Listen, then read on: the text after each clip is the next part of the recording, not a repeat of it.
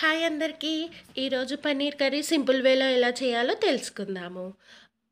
ఇంట్లో ఉన్న వాటితోటి చాలా సింపుల్‌గా చేసేయొచ్చండి. దానికోసం ముందుగా పన్నీర్‌ని బటర్‌లో ఇలా ఈ కలర్ వచ్చే వరకు వేయించేస్తే సరిపోతుంది. నెక్స్ట్ బటర్ కొంచెం వేడి చేసి అందులో పచ్చిమిర్చి వేయాలి. వేశాక కొంచెం కలపాలి.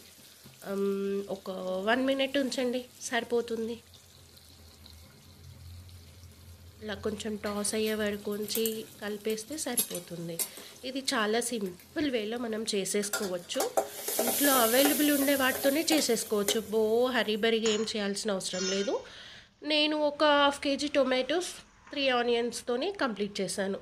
సరే, అలాగే ఆనియన్స్ వేసేద్దాం ఇప్పుడు. ఆనియన్స్ వేసేసాక ఇవి ఒక 2 మినిట్స్ ఉంచితే సరిపోతుంది. నాకు దీనికి ఒక 100 గ్రామ్స్ బటర్ పట్టిందండి. ఒకవేళ బటర్ అవైలబుల్ లేకపోయినా మనం నూనెతో చేసేసుకోవచ్చు.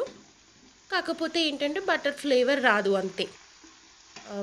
ఇంకా ఏమైనా టిప్స్ ఉన్నాయి అంటే 100 గ్రామ్స్ ఆఫ్ బటర్, నేను 200 గ్రామ్స్ ఆఫ్ పన్నీర్ చేశాను.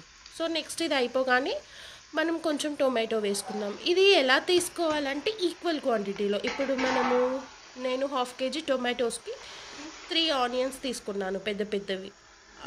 ఇప్పుడు ఆనియన్స్ టొమాటోస్ ఈక్వల్ వేలో తీసుకున్నాం అనుకోండి, ఆ ఫ్లేవర్ వచ్చేస్తుంది.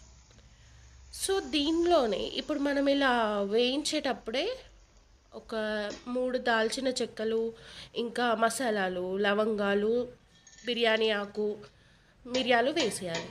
సో ఇదంతా ఉడకపెట్టేసేయాలి. మనకు తెలిసిపోతుంది, మెత్తపడిపోతుంది అంతా.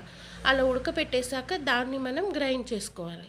గ్రైండ్ చేసుకున్న తర్వాత ఈ మిశ్రమాన్ని మనం పక్కన పెట్టుకుందాం.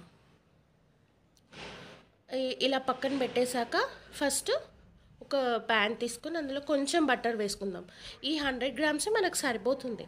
అందులో కొంచెం అల్లం వెల్లుల్లి పేస్ట్ యాడ్ చేద్దాం. అల్లం వెల్లుల్లి పేస్ట్ నేను ఎప్పుడైనా కానీ ఇంట్లోనే చేస్తానండి, అస్సలు బయట నుంచి వాడను. సో అల్లం వెల్లుల్లి పేస్ట్ వేసాక కొంచెం వేగనిచ్చాక స్లిటెడ్ చిల్లీస్ వేద్దాం. ఓకే, స్లిటెడ్ చిల్లీస్ వేసాక దాంట్లోనే ఇందాక మనం మిక్స్ చేసి పెట్టుకున్నాం కదా, అది వేసి దాన్ని ఒక 2 మినిట్స్ వేయించాక పన్నీర్ వేద్దాము. పన్నీర్ ఎక్కువ ఉడకనివ్వకూడదు, మెత్తబడిపోతుంది. ఇలా